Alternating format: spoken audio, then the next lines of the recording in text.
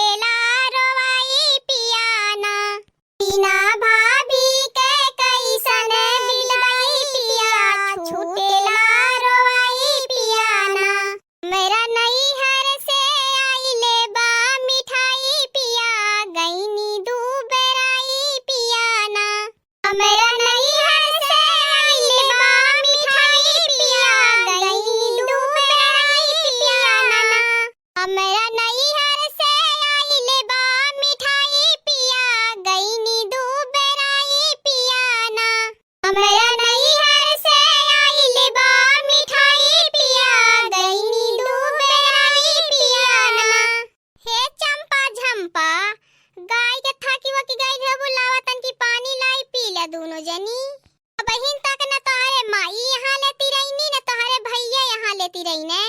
ए भौजी रहा द पानी वानी लावे के वही नाई पियब, जब तक भैया नाई आ जाइए ओने रखिया नाई बांध लेब, तब तक ले कहां पानी पियब। हां भौजी रहा द परेशान होई के भैया आ जाइए राखी बांध लेब तब पानी पियब। इन पता न कहा जनी कहा झिनकुआ पापा रही गई ने, कहां लगन बिना पानी पिए कब तक कैसे बैठ के ओने गोरबू। रुका बहनी लोगन तन की फोन कई के पूछ ले देखी कहां रह गई ने, बहन ले नाई गई ने कहीं के गयल रहना है कि औते है, लेकिन अब तक नाई ती रही ने यहाँ ले। ए झिनकू के पप्पा अब तक कहां रह गईला हो, तहार दोनों बहनिया आई के बैठ के तब से गोरथिन मिठाई लई के हमार भैया आवे रखिया बांध लेन, अहिन तक दोनों जानी पानी नाई पिए हैं, तोहा त कौनो होशिया चीती ना रहल कौनो चीजे के। नहीं तो सुबह वहीं से छान के दे दहली पकौड़ी चाय बनाई के दे दहली, पी के आराम से आडंड होई के निकल गईला घर से। तई चुप रहा बी झिनकुआ का मम्मी, तब तो हम बताइब हम कहाँ हई। तो इतना तेज बोलली झिनकुआ का मम्मी ना, अगर काने फोन लगाए के सुनई जानी ले काने के पर्दिये फट जाए। तेज नाई बोली का करी, तोहरे जवन दूठे बहिन है सुबह वहीं से आई के बैठल इन राखी बांधे खाती, तोहार तो कहीं पता लता या बहिन ले नाई है, ऊपर से काने तोहरे पर्दिये फट बही जाती है। नाई सोचत है कि आई के बनवाई ले, हम तो राखी नहीं हरे बांधे जाए के, हम कौने जूनी जाब रात हो जाए तब ले आई के चलबा। और देखिला जौने के नाते हम सुबह में सूट के पूरा घर का टहल बजाई लहली, मेरे घर का कुल काम कइले बे, दोनों ननद आ जइए राखी बांध लिया, ओकरे बाद सौकेरे हमहू अपने नैहरे पहुंच जाबे। सत हम एकदम हैरान हो गेल है झिनकुआ का पप्पा ई जानिला, अब नाई आई बाती जान ला ठिकाई नाई हां बताई देत हई। अरे मैया बहिनी हाले नाई ती रहीनी, सुबह में से लगाए रानी हमार बिटिया आवथिन तनकी पुआ छानी ली है, पकौड़ी कचौड़ी छानी ली है। अब कुल जब काम होई गेल तारे दोनों बहिनियों आई गई, तारे मैया को नहीं पता का दिन के करे दुआरे जाई के अभी तक घूमत हैं। हूं बूढ़ा के नहीं पता होई कि हमार बिटिया जब तक हमरे बेटुआ के रखिया नाई बांध ली है तब तक ले कुछ खाए का पनियो नाई पी है। ए पतहिया रे कहां मर गईली रे, ए जा माता तोहरे डाई नाई लजियो नाई लागत है, आज रक्षाबंधन का त्योहार है, जा माता कम से कम आते ऐसन अपने जुबान से गलत ना बोला। तेरा मई से उठी सूती लगाए रहलू कुल बनाई ले हमार बिटिया आई है, तोहार दोनों बिटिया कब से आई के बैठल है, तोहार कहीं पता लता नाई बूढ़ा कान के करे दुआरे जाई के तब से घूम के आवत हो, ऊपर से हमें तू मुआवत जी आवत है, तोहरे शर्म ही नाई लागत बुढ़ाई जात है, अपने यहू बुढ़ाई पे नाई लिहाज कर तू माता। बे हम ना पूछी पूरा तोहार जान ला बुढ़प्पा वे रद्द होई जाए जौन ढेर हम ही के चिल्लाती है। अरे मटकिनिया हमसे तई फोन बतियावत थी कि हमरे माई के गरियावत है रे। दोनों माई पूता यक्का जैसन हया, दोनों जन का यकिल पता न गोबरे में दबाई गई है जाए के कहीं कूड़ा कचरा पड़ली है। अब हिन तक हम कब से फोन लगाई के कहली, अब हिन तक नहीं ती रहीला, अगर हमें नैहर जाए से लेट होई गेल न त ई सोचिला जावे त, लेकिन लौट के नहीं आई भाई माई पूता चाहे बनाई के खाया चाहे उपवास करे, हां नहीं तो आज रक्षाबंधन का दिन है, तो हां तो दोनों बहन सुबह में से आई के बैठली हैं, हिन तक ले यहां ले नहीं ती आइला, हमरो भैया हमहू का गोरत होई है, हम कौने जूनी जाए के रखिया बांध बतावा। इहे सोचत रहली है कि हमार ननद सुबेरे आ जइए राखी बांध लिया और नेग चाड़ दई देबे, ओकरे बाद हमहू अपने नैहरे चली जाबे, लेकिन तू माई पूता है सोचा ना कि हम अपने नैहरे ना जाई ना बांधी राखी अपने भैयन के। रवई से बूढ़ो घर छोड़ के गायम भागल रहनी है, उनके दोनों बिटिया आए के कब से बैठल उन्हें पता ही नहीं, ऊपर से आए कहा थी ये मोटकी कहां मर गईली, ही दुआरवई पर से चिल्लाई के देखला फिर लौट गईनी, यहां ले नहीं आईनी, सोचत है कि हम आए तो हम ही की बिटिया के कुल देबे पड़ी, और तेरे बड़की है अपन नेग चार जवन देबे कोई देबे करी, सटक गईनी गत्ते से। देखा आवा गेहूं चावल कुल गठिया वठिया दे, हम काऊ करबे अकेले, हम हो तो नैहरे जाए के हर माई त इहे सोचत है नी अब्बा जितना साल सामान है कुल हम ही के बांधे पड़ी, गेहूं चावल या देबे के पड़ी, एकार थान गहना देबे पड़ी, तो तोहार माई गत्ते से सरक लहनी हो देखिला कि हमरे है मुड़े माथे छोड़ दहले हैं बूढ़ा, ऊपर से उनके सटर खाली बात आवेले। ए मटकी अब ढेर जिन चिल्लो तो से जमन करत बने कैले नहीं जो तहूँ अपने नैहरे भाग जो।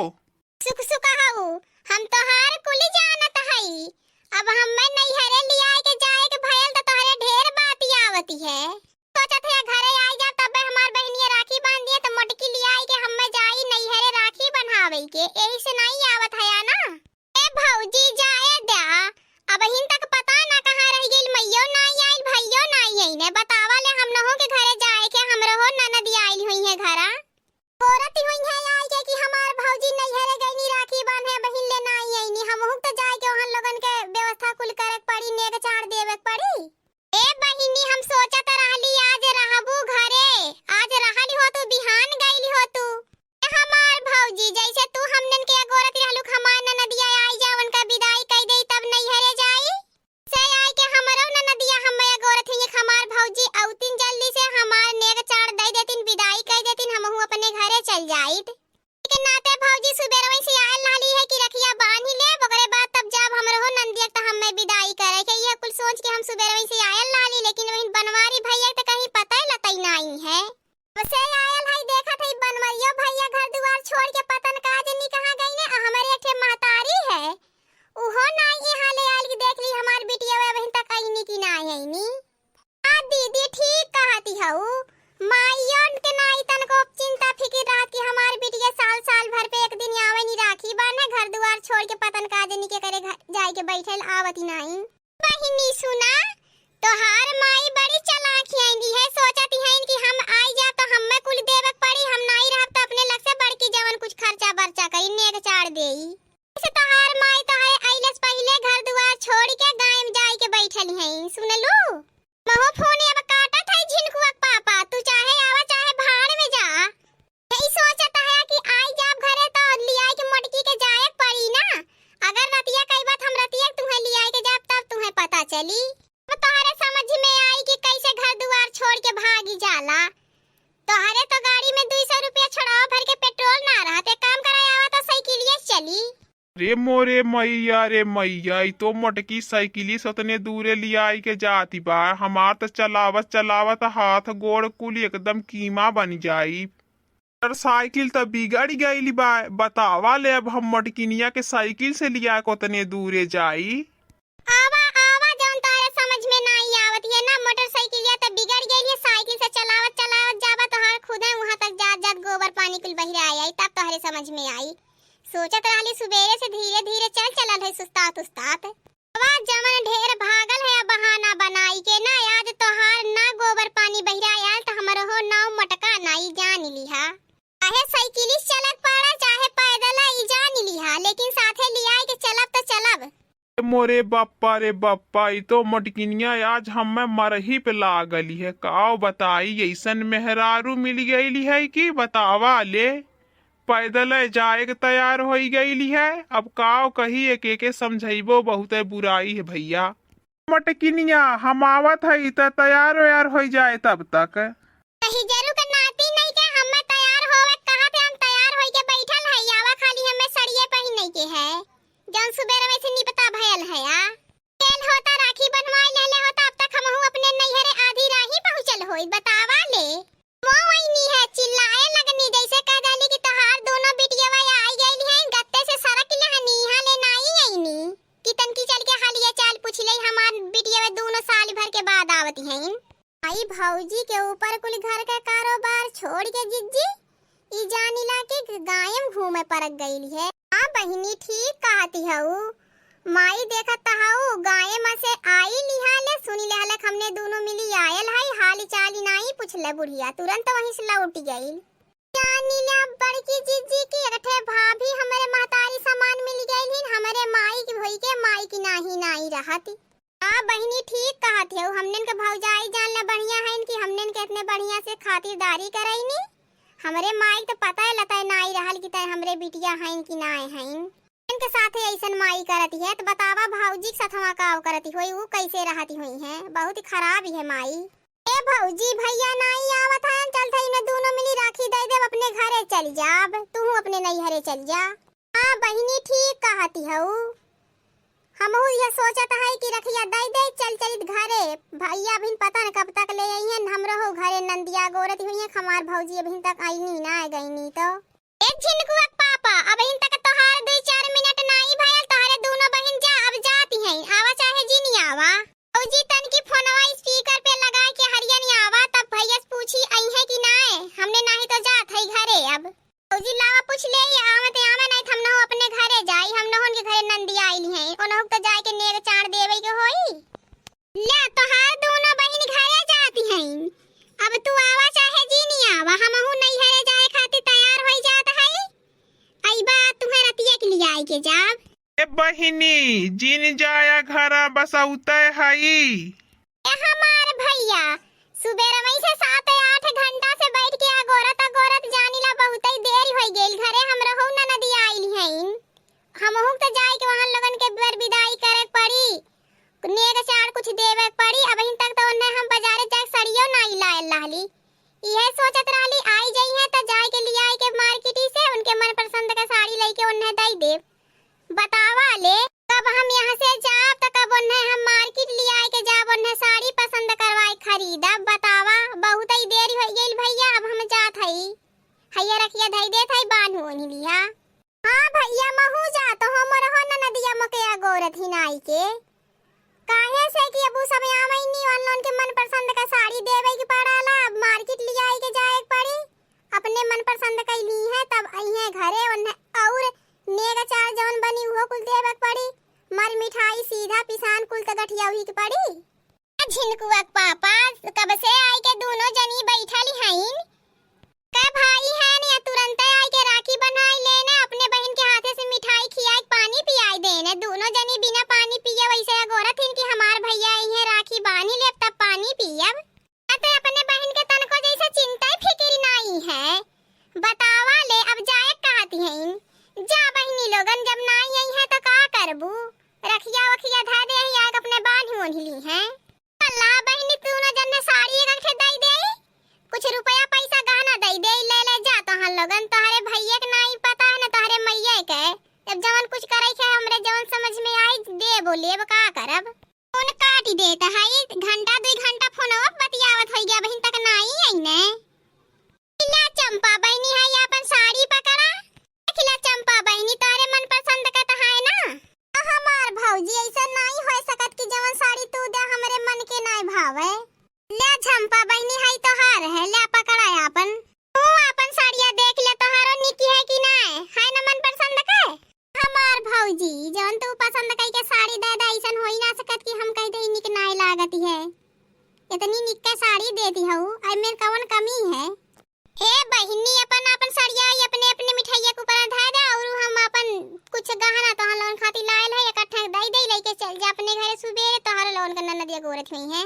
हे हमार बहिनी लोगन जवन देखा हमरे रहल है उतना दे देहली, दोनों जने हंसी खुशी से अपने घरे जाए, अगर कौनो कमी हो तो बतावा और कुछ चाहे तो पिसान गठियाई दे वो कुल्ली है जा और का दे सकीला। हमार भौजी रहा तो सीधा पिसान देवे के इतना बहुत दे देहलू। बहनी ठीक है ना, तोहार भैया तिरई न तोहार मैया तिरईनी, अब हमहू अपने नैहरे जाए तैयार हो जाए दोनों जनी जा, अब दूसरे दिन आया सीधा पिसान दई देवे लिए जाए आके टेम्पू कई देव ले 100 का नोट 1000 दोनों बहन के दे देहली 2000, अब के आरावा भाड़ा लगा के अपन अपने अपने घरे चली जा। भैया मोरे राखी के बंधन को निभाना, ओ भैया मोरे राखी के बंधन को निभाना। मोटकी चुप रहिया में गाँव गावत चलती है, चल के अपने भैया के सुनाए रहा दे, अब गावे के बहुत हो गयल। तू तारे ढेर बोली आवेले बोले खाली, बहिनी ऐनी राखी बन्हावे नहीं आइला वैसे चली गईनी, हमें मना करथे गहू के। देखा है अब हम गावत चलब राही भा, तोहे चाहे निक लागे चाहे ना निक लागे। हाँ दोस्तों, आज का हमारा कार्टून कॉमेडी वीडियो यहीं तक है। आगे की वीडियो को देखने के लिए हमारे चैनल को सब्सक्राइब करें और हाँ दोस्तों लाइक करना बिल्कुल मत भूलना। हमारे चैनल का नाम अवधपुरी कार्टून है। और हाँ दोस्तों, हमारी कार्टून कॉमेडी वीडियो को देखने के लिए आप सभी प्रिय दर्शकों को दिल से धन्यवाद।